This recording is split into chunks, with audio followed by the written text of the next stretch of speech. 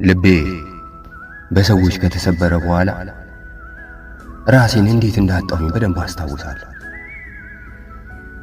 በትክክል ተፈቅሬና ተወድጄ ባላውቅም ሰዎችን ለፍቅርና ለመውደድ ስል መለመኔን አስታውሳለሁ። ወደ እኔ ለማይመጣ ፍቅር ያቅሜን ሁሉ ያለኝን ሁሉ ሰጥቻለሁ።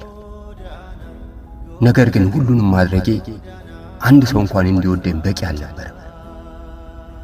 ቆይቶ ሲገባኝ አንድ ነገር ለራሴ ቃል ገባሁ። በመጀመሪያ ራሴን መውደድ እንዳለብኝ ቃል የገባሁት ያኔ ነው። ከሰዎች ጋር ግልጽና እውነተኛ ነኝ። ንጹህ ዓላማ አለኝ። ለራሴ ምንም የቀረ ነገር ባይኖርም ብዙ እሰጣለሁ።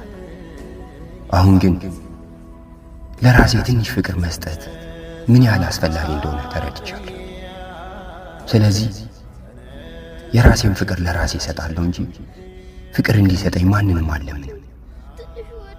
ጥላ ወይም ፍሬ እሱን የማትሰጥ ዛፍ ደጋግሞ ውሃ ማጠጣት ድካም እንደሆነ ሁሉ ከራስ አስበልጦ ሌላውን መውደድ ብዙ ሊጎዳ እንደሚችል አሁን በደንብ ተረድቻለሁ።